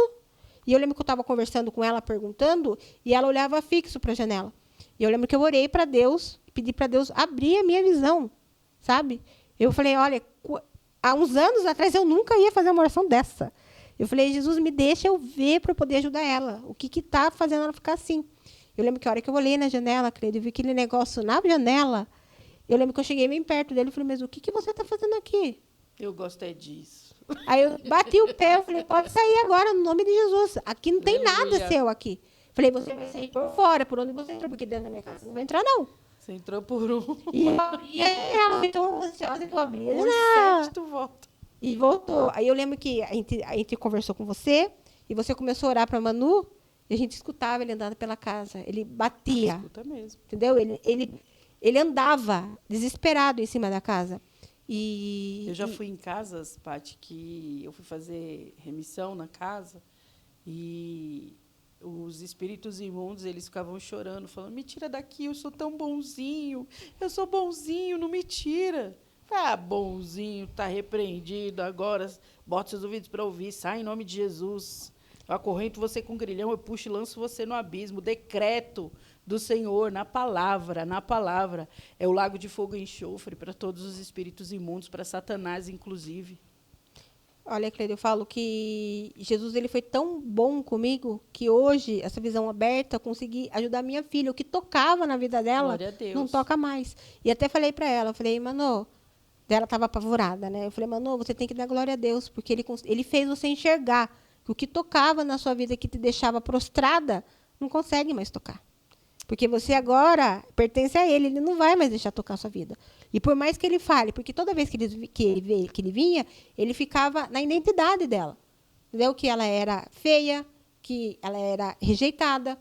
E nessa vez que ele veio, foi a mesma coisa. Ele atingiu a identidade dela. Mesmo ela estando bem, mesmo ela estando no louvor, ele nunca vai desistir. Né? Ele nunca vai desistir. E ele começou. Mas ela tem uma mãe que ora. Sim, e ele começou ali. E aí, na hora que eu expulsei, que eu usei a minha autoridade, eu confesso com ele que depois que passou, eu falei, meu Deus, como que eu tive coragem? Mas o Espírito Santo dá coragem. Glória ele dá a Deus, coragem. glória a Deus. E eu falei, olha, hoje, fazendo uma análise de tudo que eu passei para hoje, eu falo que nem se você me falasse, ó, daqui 5 anos você vai estar assim na igreja, servindo, eu ia falar que você era louca. Eu ia falar, você é louca, você é maluca. Esses dias eu estava falando pro Carlos, né? Se alguém me falasse, ó, daqui tantos anos você vai numa igreja, você vai servir, você vai fazer isso, e você vai ter sonho que Deus vai te dar, eu ia falar, viu? Vai internar no manicômio, que você tá maluco, nunca. Sabe? Então, assim, Jesus, ele busca os improváveis. Eu sempre posto isso, toda vez que eu tenho oportunidade, eu provo. Que de todas as mulheres que eu podia ser, a melhor é porque eu fui resgatada por Jesus. Aleluia. Paty, me fala um louvor. Um louvor que, tirando o início de tudo, mas um louvor que hoje está na sua vida e que te marca muito. Tu és Deus. Uau. Não tem como negar o poder de Deus, né? Não tem. Eu falo que o que ele fez na minha vida é ele. Até esses dias, uma menina que andava comigo muitos anos atrás, depois de tudo que aconteceu, ela me adicionou no Instagram. Daí ela veio conversar comigo, ela falou, você acredita que fulana de tal, esses dias estava falando de você, não sei o quê, falando mal, né? Daí ela falou, você não fica brava? Eu falei, não fico, porque ela não está falando de mim hoje, ela está falando daquela. Ela pode falar o que ela quiser daquela, porque aquela era mesmo, era tudo isso que ela falava, mas a de hoje não. Então ela pode falar, sabe? Então, assim, eu sei que o que eu sou hoje não tem como ser do meu braço. Não tem como eu ter me transformado, sabe? Uhum. Eu sei que foi o Espírito Santo. Porque, Cleide, é impossível. Fisicamente, humanamente, é impossível. Uma pessoa conseguir se levantar, sair do fundo do poço, porque eu estava no fundo do poço, se levantar, se erguer. Jesus tem me reconstruído, sabe? Não, é igual tem pessoas que falam, né? Eu aceitei Jesus, sou uma nova mulher. Não é assim que funciona. É uma reconstrução. Entendeu? Eu falo que é o restaurar, é o curar dentro para ser restaurado fora. Entendeu? Né? Jesus tem me reconstruído todos os dias. Todos os dias eu acordo, Jesus me ensina uma outra coisa. Tudo que eu achava que estava certo, ele fala, tá errado. Entendeu? abaixa a orelha e segue o seu caminho, entendeu? Então, Jesus tem me reconstruído todos os dias. E vai ser assim até o final dos nossos dias. Amém. Você tem um versículo? João 8. Para a sua vida? Fala. Conhecerás a verdade libertará. Aleluia. Eu falo que esse versículo é o versículo que eu ando na minha vida. Porque não tem como, Cleide. Eu falo, não tem como uma pessoa conhecer Jesus e continuar a mesma. Não tem. Não tem como. É verdade. Agora chegou a hora preciosa. Nós temos uma caixinha. Essa caixinha, ela tem uma palavra sempre reveladora, eu falo, né? O Senhor, ele revela através da palavra dele. E eu quero que você seja agraciada com essa palavra e agracie quem está lá do outro lado também com essa palavra que você vai tirar, em nome de Jesus.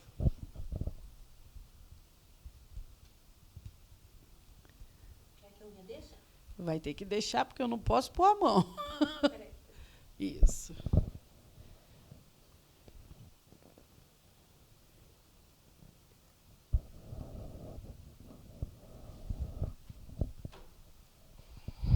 É o Salmos 144, 12.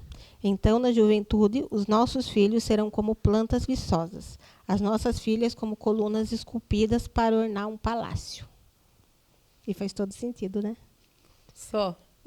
Olha, Cleide, eu também acho que o Rafael deixa tudo em branco e pega certinho. Só, Eu sempre falo, olha só. Aqui tem um monte de papelzinho em branco e ele deixou aquele específico para a Patrícia. Também acho. Faz isso, gente. Mas é uma caixa, é uma caixinha, né, de tesouro, isso, né? É uma preciosidade mesmo. E faz todo sentido e vai de encontro com tudo que você falou aqui hoje. Amém. Pati, eu quero agradecer muito pela sua vida. Amém. Louvo a Deus por ela. Eu gostaria que você fizesse uma oração para a gente. Com certeza. Para a gente terminar aqui, né? Porque a gente se edifica assim, na oração que a gente conhece Jesus e conhece Deus. Amém. Amém? Amém. Pai, obrigada, Pai, por mais um dia. As suas misericórdias se renovaram sobre nós. Pai, eu te peço, Pai, que esse vídeo, Pai, não seja só um podcast, mas seja, sim, Pai, a cura de feridas de outras pessoas, Pai.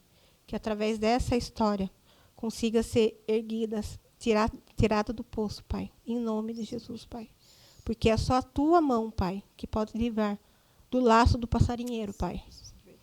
Te peço, Pai, em nome de Jesus, Pai, que esse vídeo consiga alcançar famílias, Pai, pessoas que precisam, Pai, do seu apoio, Pai. Que consigam te encontrar, Pai, em nome de Jesus, Pai. Te peço, Pai, que tudo que foi dito aqui, eu quero que as pessoas tenham certeza que não foi por carne, Pai, mas sim pelo teu Espírito. Porque é isso que precisamos, Pai, ser edificado pelo teu Espírito. Tudo isso eu te peço, Pai, em nome do teu Filho, Jesus Cristo. Amém. Amém, amém, amém. E o que dizer, gente? Vocês que ficaram com a gente até aqui. Nossa palavra é gratidão, gratidão. Muito obrigada, porque esse programa, Nova Mulher, estará disponível para você quarta-feira, às 7 horas. Todas as quartas, às 7 horas da manhã. O programa Nova Mulher, com histórias de mulheres incríveis, corajosas e sonhadoras. Fique com a gente. Até a próxima aí. Tchau, tchau.